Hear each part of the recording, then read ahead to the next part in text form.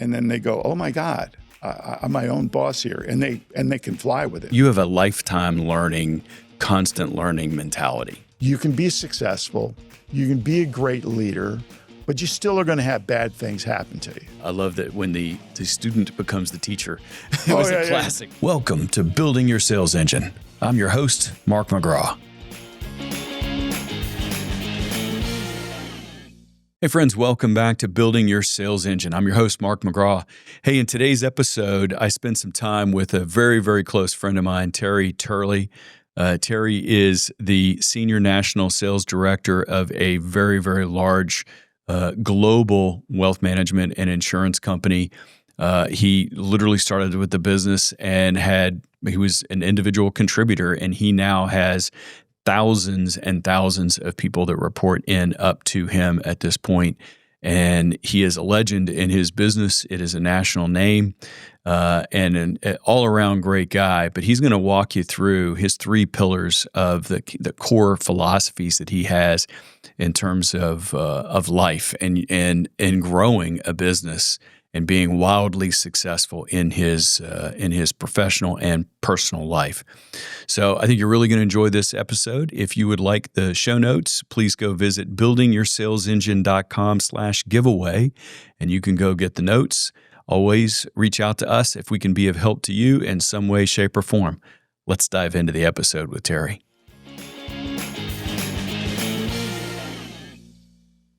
All right, so welcome to Building Your Sales Engine. Mark McGraw, your host right here. I have my longtime, really one of my absolute closest best friends with me, and sales guru genius, Terry Turley.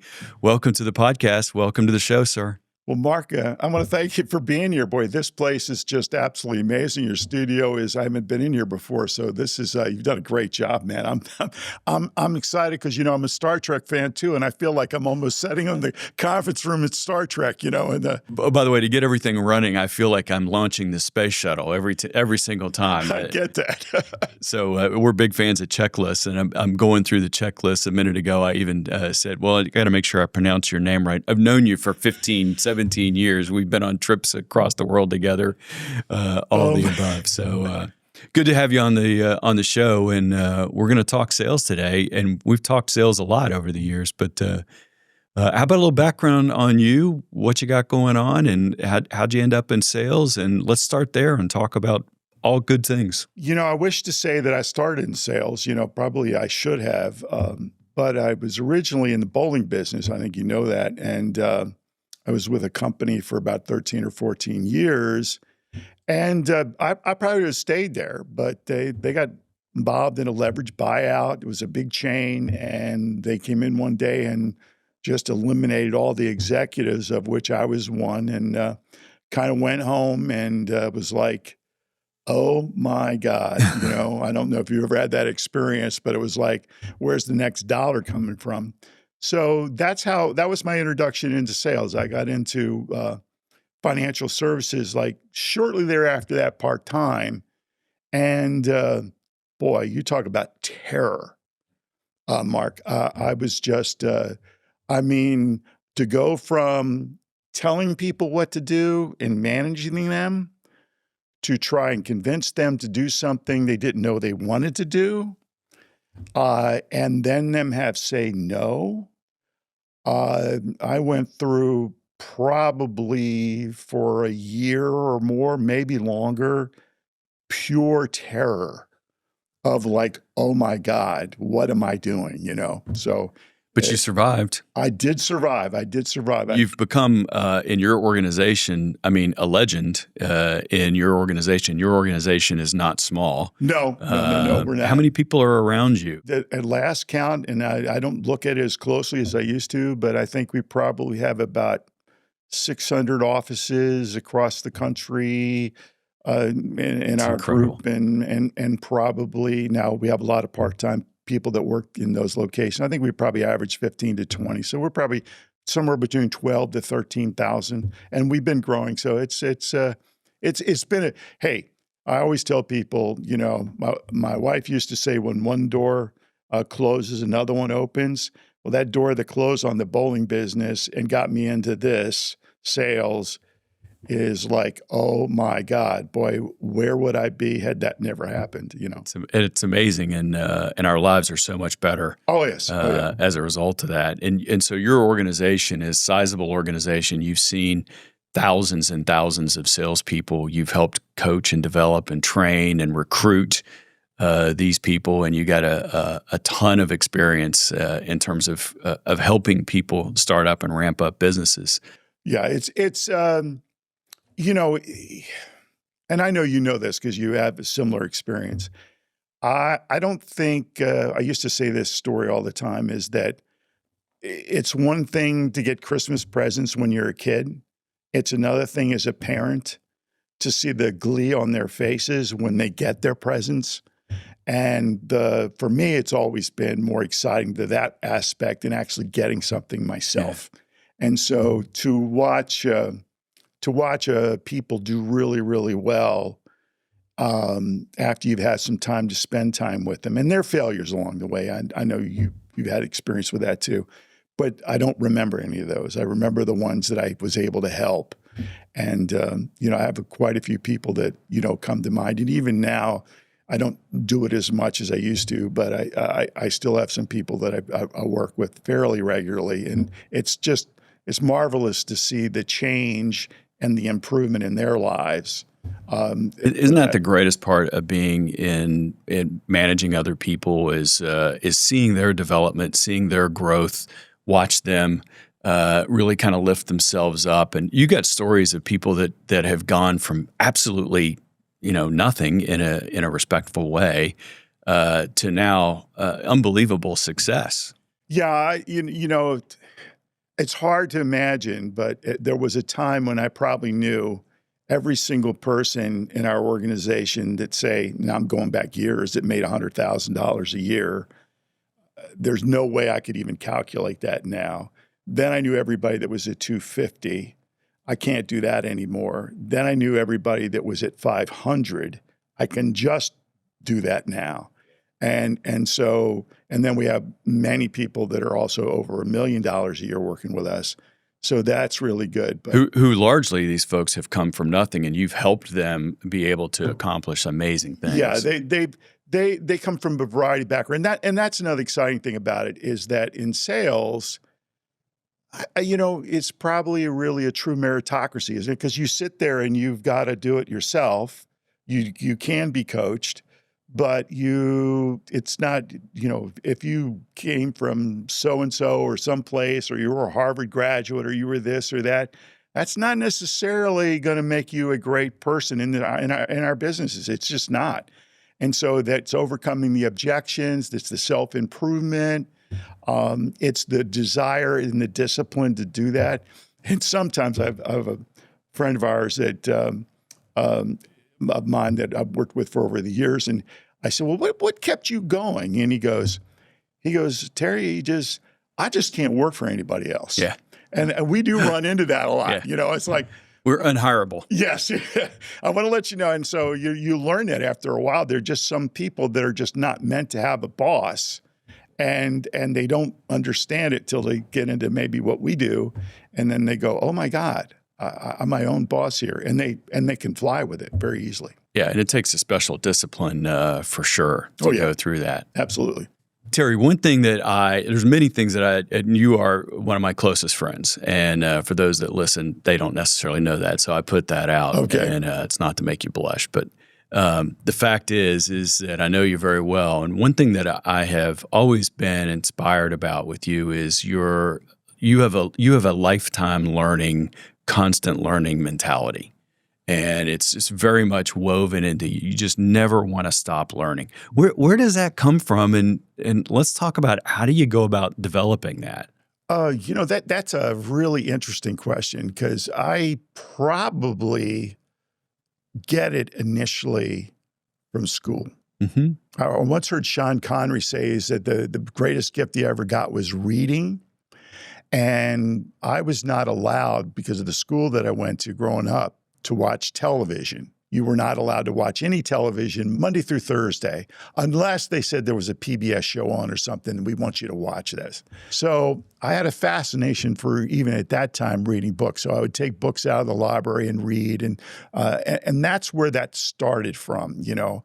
And then later when I went into the business world, I found that I could get ahead of people by learning something new.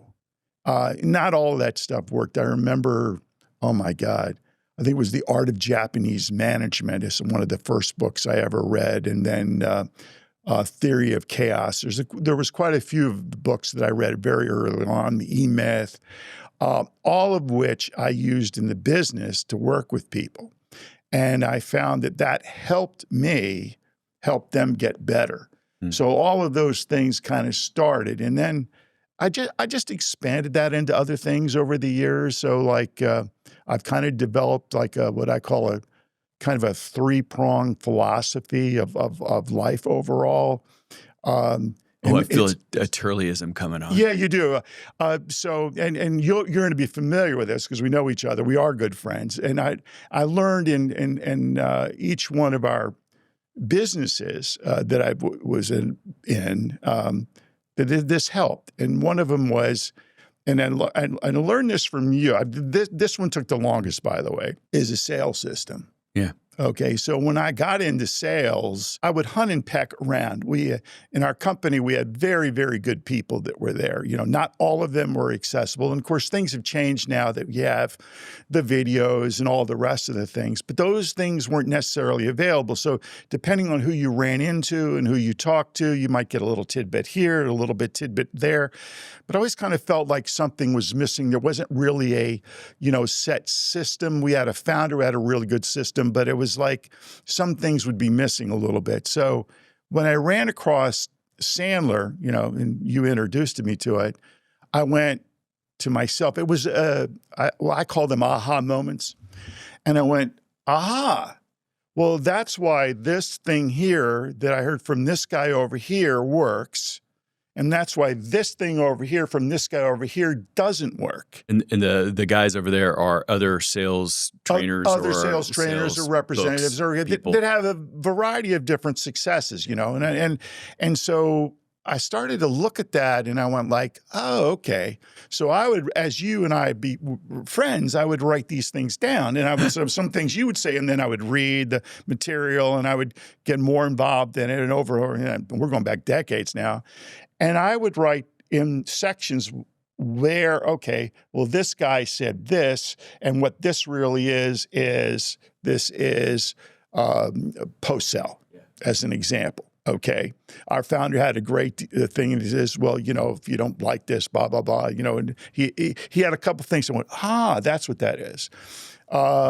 My dad, who was in the business with us, he had a really nice little phrase where he goes, well, put your wallet away, okay? And I realized later on, conversation with you, that really what that was helping to build rapport. It was like one of those little statements, and I didn't know how to quantify that or put that together in a system. I just started to do that. So that sales system was one thing that made a big difference. I hear people a lot say that Sandler has given them a language to describe something that they intuitively did or they did occasionally. And they thought, well, when I do something along these lines, I know it works, but they didn't have a word or the logic or the rationale for why it worked. And Sandler helped them give them the language to describe it. I would agree with that. That's an excellent point, Mark, because one of the things that I found was putting it all together in a straight system and knowing when to use each one.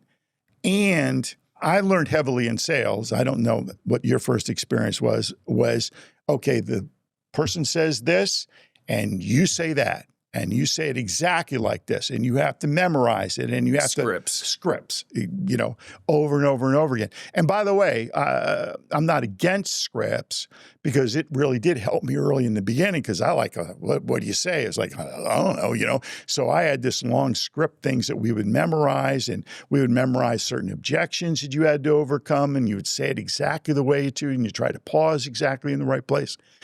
But what I found was over a while, could I do that? Yeah, but a lot of people couldn't. And then I didn't feel comfortable with it sometimes. And then, what would happen is somebody would interrupt you or throw you off. And now you're like a pinball machine. I'm sorry, I don't know if people know what pinball machines are anymore, but we'll assume they do. It would be on tilt. You tilted it just a little bit too much and the game's over, and so you didn't know where to go. David Sandler, who founded our system, he would say, scripts don't work because the other person, the buyer, doesn't have a copy of the script. And so you never know what they're going to say per se. And you have to, as David Sandler would say, you have to play off of the prospect. But that doesn't mean that it's random in terms of what you come up with. You still have a direction that you're headed. So I've always looked at it like there's guardrails. And if you have a script, you have to say exactly these words. But if you have some guardrails and say, here's what we're going to do, and here's the concept of what we're trying to accomplish, we just got to stay within the guardrails, but we can weave in and out of the lanes a little bit to get there. Because you got to make any system that someone's building for selling, you got to make it your own. It's got to fit your own personality. Because if it doesn't, it comes across as inauthentic and just ingenuine. Yeah, and you can hear it. Yeah. And you can hear it when somebody calls you on the phone and they've got a script or it's not a natural conversation. And that is a hard thing sometimes for people to get. Yeah.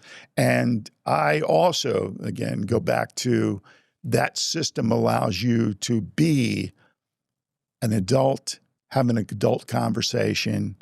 And you know what? It may be a good fit. It may not be a good fit. We're going to find out if it is. If it's not a good fit, you're okay. I'm okay. And that makes a tremendous difference when you start looking at it that way than either as being an unpaid consultant or a subservient, which is the worst situation you can be in, where, I'll do this and I'll do that and I'll do this and I'll do that, and then still not come away with anything. Then you're like a golden retriever. Yeah, golden retriever. And so that makes a ton of sense. And so it's you mentioned a minute ago, there were three philosophies or pillars that you run. One of them is the sales system. Sounds like Sandler's been great for you in that sense. And as a lifetime learner, to me, you're always either, if you were listening to me and reading books and being involved and listen to all the tools, and you just absorb stuff. And it sounds like part of why you do that, Terry, is that you can then train other people and help them be better. That's part of your motivation for that. Yeah, it is. And I will say this, I learned this also from you, is that when you were, when we first became friends, I watched you carefully, okay? And I watched your improvement. And I think when you're around other people that are improving too, I think that's a catching thing. Yeah. So I would listen to some of the things that you were talking about and go, that's interesting, and that would lead me to read something else. So yeah. I think when you're around people that are that way, I think that can really, really help you, which kind of leads me into my second thing, which was, and this is probably in the last maybe 3 or 4 years I've really gotten this down better, is you got to have an accountability system. Mm. What I gravitated to was I read a book called The 12-Week Year. I know you've read it. It's a great book. It's a great book. Really recommend that book. And Brian Morgan, I think it is. Yes, it is. And I was amazed. And of course, nowadays I'm like everybody else. I kind of read books. I do it. I have a friend of mine, Joel, and he always said this, and I've done this ever since. He buys the book. He also gets the audio section of it and does both of them so he can go back and on his iPad, he can put and highlight the different areas that he may hear, but then he highlights those to stick them in his notes. And I remember the thing that stuck in my mind, and this is a big management shift in my philosophy over the time, because I was in traditional management, and more about management was it was making the employees have consequences for not doing their job. You know, and the ultimate consequence, of course, is if they don't do it correctly, after a while, you have to let them go. But then when I read the 12-week year, is accountability is not consequences, it's ownership. And that phrase has stuck in my mind and still is there. So immediately, Mark, I went back to a couple situations, even with the coaching, where I went like, you know why I failed at that? Is because I allowed my old management upbringing to turn that into consequences and not promote ownership. And that's made a world of difference. And I found that most of the people that are really, really successful grasp that. Yeah. That it's ownership, ownership for that, not themselves. How did the 12-week year, which is sort of self-explanatory, it's basically you take your calendar year and you break up into 4 smaller years. Each smaller year is a quarter, and you build your plan out for that quarter. How did that help with respect to ownership? For me, it was realizing I could get things done much quicker. I think prioritizing the things that are the most important, and then making sure that on a weekly basis that I was eliminating things that didn't make a difference, and I was occasionally adding things to try to think, okay, this could improve things. And a lot of those ended up be failures. Yeah.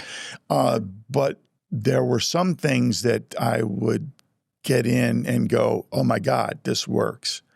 I'll give you an example of a lady who I worked with for years, okay? And she struggled. She's a really, really wonderful individual in Chicago, known her for years, good friends, and coached her, on and off. But with the 12-week year, started to coach her on a once-a-week basis. 15. I'd do 15 or 20 minutes at the beginning of the week, 15 or 20 minutes at the end of the week. Now I don't do that anymore because she's in her own WHAM group, and that's a whole nother explanation. But she went from making $4,000 or $5,000 a month to making this last month $20,000, and the reason why is phenomenal. She was able to start to cut down all the little things that she did, and she did so many things, into just a few things. And then she changed some of her relationships. She was involved in sort of like a church, and it was a church that was kind of dying. The minister would lambast them at times about they didn't need to bring more members in. It wasn't his job to do that. Great leadership statement there. That's true. And so all of a sudden, she goes to another church in the Chicagoland area, which I knew very well, and she's around more positive people, and it's a growing atmosphere. And all of a sudden, she narrows down her list, and all it ended up being, and this is amazing, she says, Terry, after all this work you and I've done, here's what I figured out. If I have 15 appointments a week, he goes, this is how much money I make. And literally, Mark, our conversations went from, now, and we still have other conversations about other areas, because in the 12-week year, if you're familiar, I know you're familiar with it, you don't just do just the business. There is the personal and the physical side, which is I love about that. And she went like, okay. And it was, did my 15 appointments. Boom, there's the money. Yeah. Did my 15 appointments. Boom, there's the money. Now, occasionally we would have conversations about how do we handle this. Again, that was the sales system. But it really boiled down to her putting that together. You focus on the process of getting there, not on the results. Exactly. And, do, as we say in Sandler, do the behavior, and you can bet on the outcome. And so it sounds like if she knew that she was going to do 15 and that was part of her weekly plan that she was going to do, then you got to figure out how I'm going to get to this 15. But that's the first part of it is knowing that that's the number that I need to get to my overall goal. And having a structure and accountability to go put that in place helps. It just helps tremendously. And you know what? It's an ongoing battle. maybe battle's not the right word, but for me, it's a battle, because you're always like, okay, did I do it right today? Or could I have been a little bit better? Did I pull this off today? Those things make a big difference. And then, the things that sometimes people struggle with, I don't know if you get this, but, people get to the point where they're comfortable. Yeah. So then they're like, I have a situation with a gentleman, where it's like, he's doing very, very well. He's hitting around, in our business, he's probably around 350, 400,000 in income, and he's got a very comfortable life. And he's struggling now with, okay, what do I do next? Do I just enjoy my family, which, that's a great thing about our business. We, and I know we can kind of keep our own schedule, or do I continue to push a little bit further down the line? So I give him the pros and cons of both. We talk about that a lot. But there, people fall into comfort zones without a doubt, and so that's something that you can be conscious of. And if that's where they want to be, then that's fine. But if you want to grow, then you usually have to do something different than you've been doing. It sounds like this person, as part of her accountability, decided what she needed to say no to more often. And one theme I'm picking up from you in a big way is surround yourself by like-minded people. Yeah. That's certainly a theme of what I've heard from you so far. Unpack your success. Mark, I would agree with that. Now, but I will say this. I've learned a lot of good things from very disagreeable people. I don't know if you've ever had that experience. I've gone in and going like, so I try when I'm around those types of people, I try and pick out a gem there somewhere. Yeah. Now, maybe it's something just as stupid as, this is not something I should be doing. But every once in a while, you'll hear, oh, okay. There's something there with that. Well, I've laughed at I learned more from my very first boss than any other boss that I ever had. Oh, really? Yeah, okay. Mostly what not to do. It was all the lessons that I learned from that particular individual was it was a great learning experience because I was just sitting there taking notes and say, well, when I'm a manager, I'm not going to do that. But it was a whole laundry list of things as to what not to do by learning from somebody, but in the negative sense. But that's a positive learning experience as well. But it sounds like, if you think through, so the first thing is have a system. Have a system for selling. I'm biased, of course, because, been a part of Sandler for so long. But one quick moment on that. I love the fact that Sandler is so good at having systems for accountability, having systems for the technique, having systems for the mindset, there's frameworks all throughout, and not many selling books or whatever have comprehensive approaches to that. And I will say this, Mark, the Sandler sales system was not the first thing I ever got exposed to as a system. There were 2 or 3 others over the years. And I will say exactly what you're saying is that they weren't all encompassing. Right. There were nice little pieces in there. This one's great at bonding. This one's great at strategic downward looking at the account. This one's great at quantifying a problem. Yeah. There was a wonderful book by, oh my God, his last name I think is Backrack, but don't hold me to it. It was called Value-Based Selling. Okay. And it was written for people in the financial field. And it was one of the best ways I've ever seen of getting the true pain a person had to get to that, but that's all it did. That's all it did. That's all it did. So the rest of it, the budget or the post-sell, the upfront contract, all those things, none of those things were really there. Yeah. So that was just a great thing, but not like you would see where in your system, you've got all these other little areas that you can go to. And, it's just a different situation. Identity and role is a big one. That's again, going back to my friend that I worked with in Chicago, big thing to get away from, okay, no, just because your income is here, that doesn't mean you're a loser. It doesn't have anything to do with who you are. we're going to just be working on the role. And boy, that takes a while. And I can relate to that because in early on in my career, I would be sitting there going, you went and you felt like you were here and now you're starting over again, zero. You went like, well, I'm such a schmuck. I mean, I can't win. What's the problem here? I must not be a good person. And that identity and role thing, I wish I would have had that early on at that point because that helped explain a lot of things. It's a huge point. And, the self-concept is basically what it comes down to, of how we feel about ourselves. You talked about somebody making a certain amount of money. That's a comfort zone. That's a self-identity. If somebody looks at themselves and they see themselves as a $200,000 person, they're going to make $200,000 plus or minus. If they see themselves as a $2 million a year person, they're going to make $2 million plus or minus. And whatever their self-concept is, that's how they're going to play that out. Yeah. Frequently in my business, you'll hear people that have not been around a long period of time, as an example. They'll say something like this, which really is logical, but it's also so stupid. They'll say, well, I'll do this, okay, or I'll speak to this person when I make this amount of income. Yeah. And you go, huh. Now, have you really thought that out? Say that back to me, would you please? But it's funny, but at the same time, I'll do this product or I'll talk to this kind of person when I'm making this kind of income. Yeah. But until I do, that's right. I'm not going to go try this.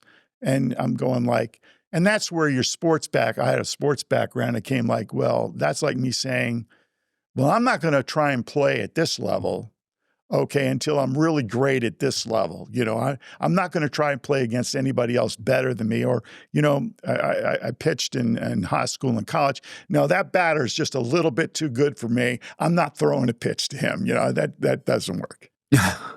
And I think to that point is that you're not going to make that money until you have those conversations with those types of people. So exactly. If somebody's calling on a certain size of account and they're intimidated by other sizes of accounts, the only way you're going to make that money is you push yourself out of the comfort zone and you start calling on, in your case, maybe people with higher net worth, or in the B2B world, it's certainly larger companies, larger logos and the like, and pushing ourselves out of comfort zones. Yeah. And in my business, it could be anything from, like you said, the person's net worth is too much, their income is too much, or no, these people are more educated than I am, so they don't necessarily would be interested in anything I have to say. There would be multitude of reasons for that to come up. And then, of course, when you actually physically go have the nerve to say something, what you're amazed at most of the time is these people that you thought were so much smarter than you are, knew so much more than are making the same mistakes that you made or other people are making every single day. So, the more people you see, the more you realize, okay, there is a need for what we're doing. There is in fact a need, and people are not as, people need help, they do. No matter what.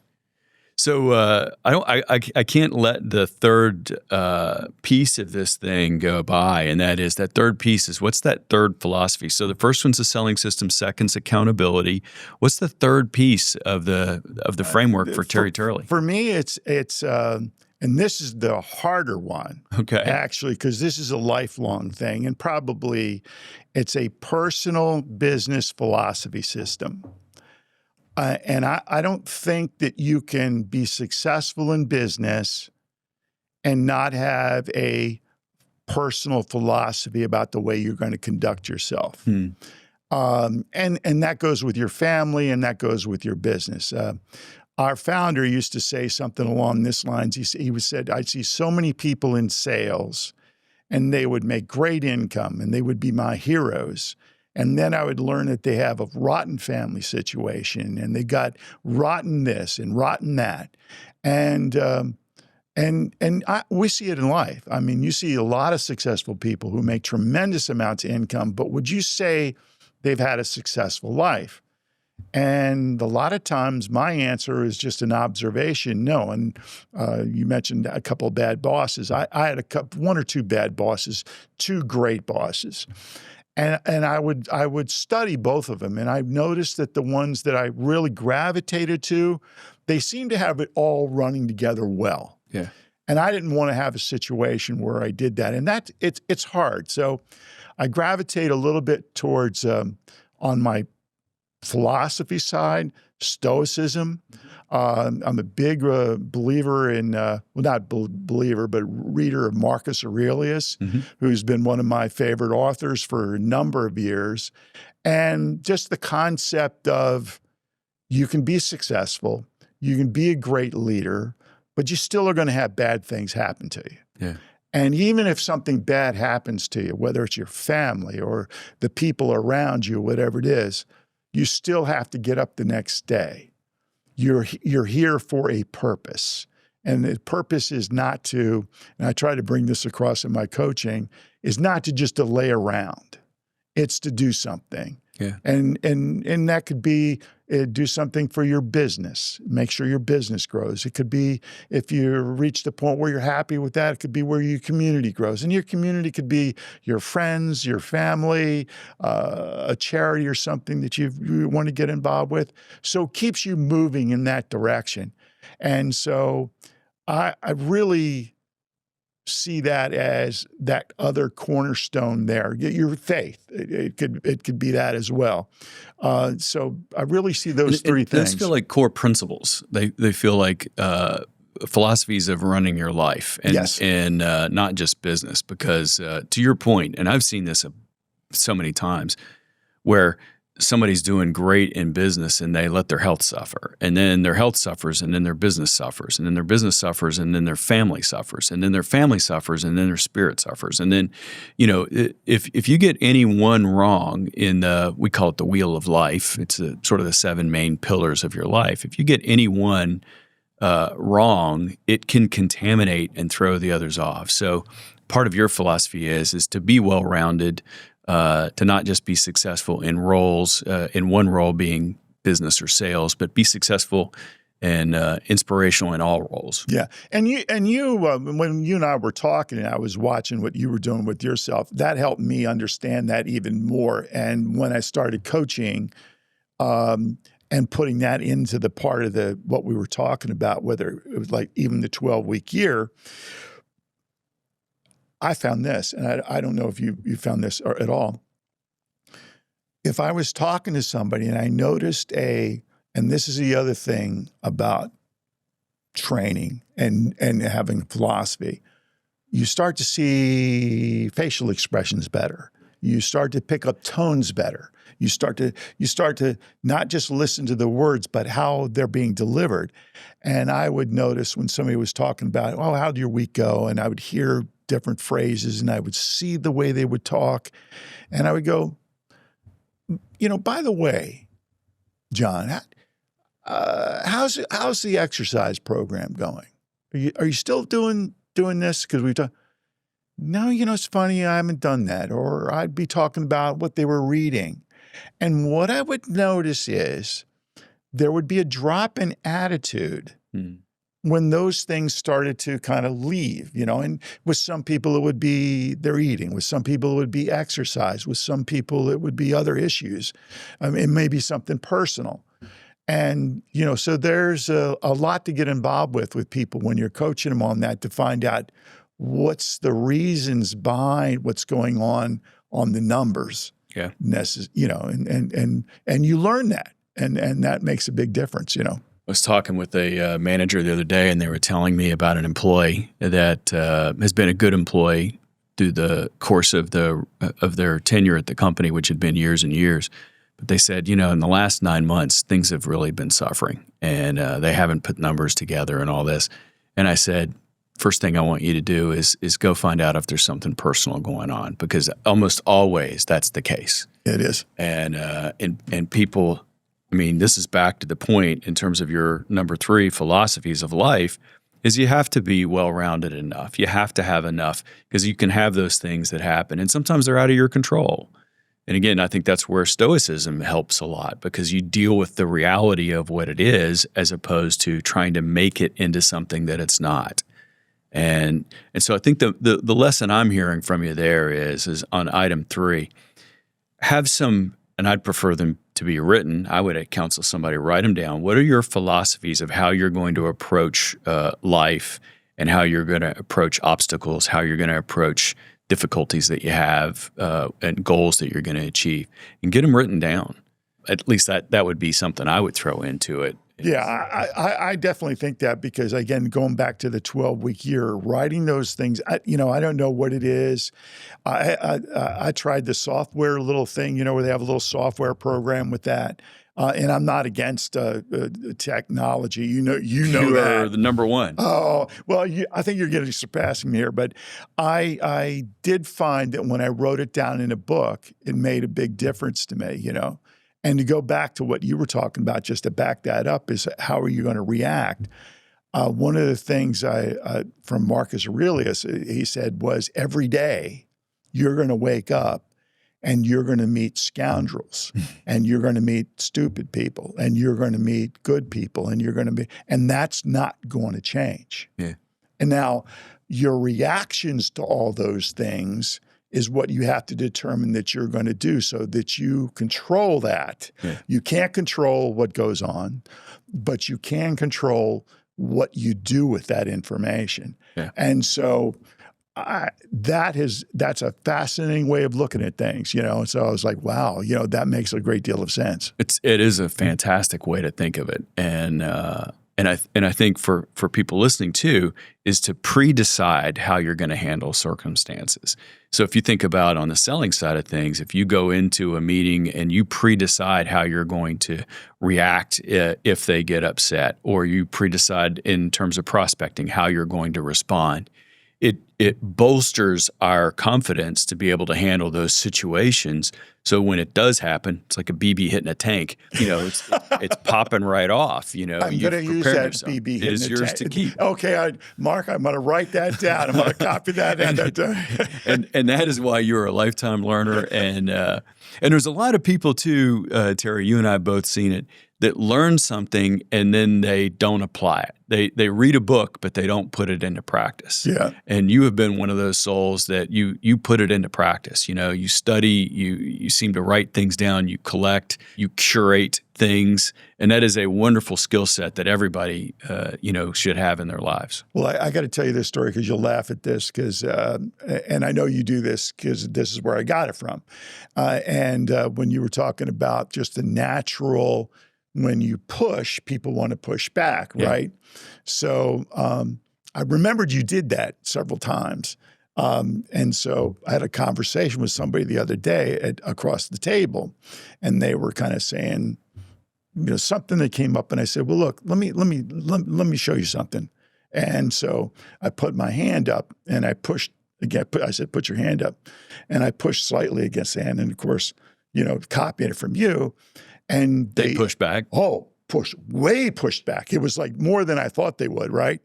And I said, did you notice I didn't tell you to push back? And they said, yeah. I said, so what do you think is going to happen? Okay, that's a natural response. And by the way, that goes back to, and tie the two together, to Stoicism. Because one of the things Aurelius says is study nature. Yeah. Study nature, because if you try to go against the nature of people, you're generally going to lose. And when the first time I ever saw you do that, I went, oh my God, what a wonderful way to illustrate to somebody what the nature of people are. Yeah. They don't want to be told what to do. They will push back on that. So you have to kind of learn the nature here and use it to your advantage, and not try and fight against it. I know for me, I had a huge awakening when I realized that human behavior is actually largely predictable. It is, yeah. You can do certain things, and it won't be 100% of the time, but maybe 60, 70, 80% of the time, people will respond back. If I walked up to you and on the street and I didn't know you and I shoved you, you're going to have one of a handful of responses. You're either going to shove me back, or you're going to run away, or you're going to yell at me for why did you do that? But there's a finite number of reactions that someone has. And I think what's wonderful about sales and having a selling system, which is how you started this, was that if we can anticipate what human behavior is going to be, because it is fairly predictable, and choose our response in advance of how we're going to handle that situation. And it allows us to put the train on the track, so to speak, through a sales process and largely guide us to the happiest destination. So somehow we just managed to weave everything together that we talked about. If we could just get in, surround yourself with great people. All easy things to do, right? We'd have it all down. So yeah, you know, you're right about that. I know I did want to tell you one other quick little story is because you asked me before, and I didn't want to miss out on post-sell, because post-sell is, by the way, nature. Yeah. It really is. And the first... Maybe you should describe post-sell real quick. Post-sell is basically, at the end when you say to somebody, maybe, and in my business, it's really important because, and I'm going to tell you how I made a huge mistake on it and how you helped me on this one, is that post-sell is when you basically say, I just want to be... Are you sure that you want to do this? Or you go forward? I'm kind of sensing maybe there might be some other misgivings or something. Just want to make sure that you're happy with what we're doing, right? By the way, totally against what I was originally trained to do. Yeah, and the idea there is that if they're going to back out of something, and even if it's for a meeting, that you want to know there, as opposed to be surprised about it later. Totally, exactly. And in our transactions, are a little bit different, but we're transacting usually across the kitchen table, sometimes at office, but a lot of times across the kitchen table in somebody's home. And so even if they're saying yes and signing the dotted line, and in financial services, quite a few of the things that we sell, they have the ability to be able to change their mind, even after they've written out the check and given it to you. They can just simply say no, right? So, but that's not the way I was originally trained. So the way I was really trained is get the check and get out. Yeah.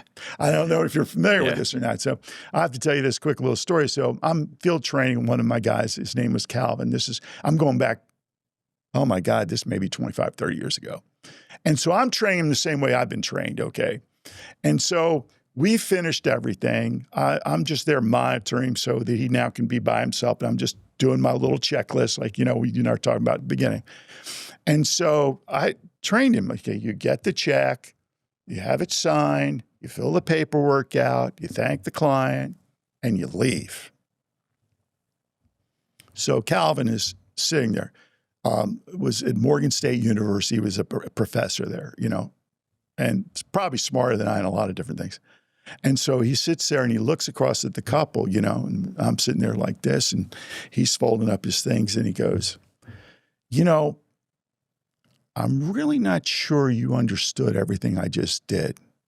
I want to make sure that you understood what we just did. And I'm underneath the kitchen table with my foot, Mark, and I'm trying to kick him in his shins, right? Get out of there. And I can't seem to hit his. And I looked at him across like this, and I'm going, oh my God, this sale's lost. And what I watched happen was he did have something else. He didn't understand totally what it was. Calvin was right. I was the trainer was wrong. And he got that settled. He said, oh, no, that this is the way this works over here. And we left. But still at that point, I was still so wrote into what I was doing that I said, Calvin, you don't do that, right? And then the more I thought about it, I went, I was wrong. Yeah. I wasn't right there. I was wrong. And that's when I started to go, oh, okay. So the first time I heard post-sell, I was like, aha. And then you get the real objection if there might be. And then that saves you so much time on the back end. And that's having a system. And by the way, you can have a system that actually produces something that's not a good result, which was the previous system that you were using. And then you change over, so a system is a system. It doesn't mean that it's the most efficient or effective.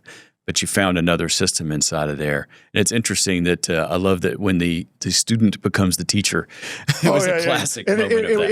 It was totally classic. And I felt embarrassed, and I was like, oh my gosh, we got to change this. And I took notes after it was all over with, and I'm sitting there going like, and then years later when you and I are talking about post-sell and you're bringing it up, I'm going like, Oh my gosh, That's why Calvin did that. That's why he said that. That's why that makes so much sense. I'm just interested in getting the check and getting out and getting a deal done, for fear that they will want the check back before we leave. And it was just so funny. I think about that often still, of changing things. And maybe, and again, everybody's got different systems, but it also reminded me of this. And I know you're a big golf fan. I am too. When Tiger Woods was so good, and then all of a sudden here one day, he's going to change his swing to something else, and you go, what? As good as you are, you're going to, and of course he even got even better. And you go, wow.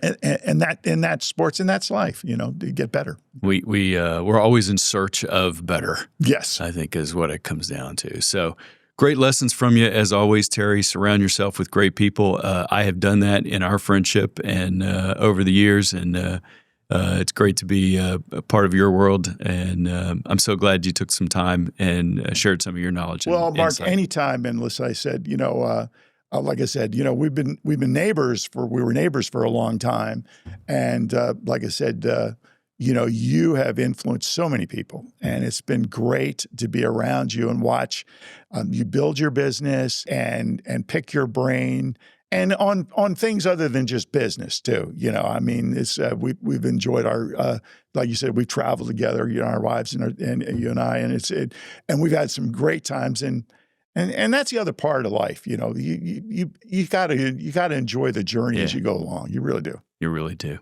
Well, it's a great journey. Great journey. Yeah. Good to be with you, my friend. We'll talk again soon. Okay, thanks, Mark. Appreciate your time. So, hey, I hope you've gotten a ton of value out of this episode. By far, it's our purpose to help people make money and have fun and have a good time. We're here to help improve your life, to help you make it easier to go sell or to manage your sales team, and ultimately to go build your own sales engine. Don't miss an episode. Best way to go do that is to make sure that you jump out to buildingyoursalesengine.com/follow, where you can link up to all of our latest episodes. For more information about this episode, go to buildingyoursalesengine.com, where you can download show notes, transcripts, and other information, including handouts, snapshots of this and other episodes. If you'd like to connect with us to talk about how we can help you build your sales engine, and you are either located in the state of Georgia or are referred to us by one of our clients or affiliated by one of our clients, please reach out to us at buildingyoursalesengine.com, where you can click there to book some time with us. We can find out how we can be of help with one another. If you're not in either of those two circumstances, please reach out to Sandler.com, where you can find a Sandler office near you. Be well.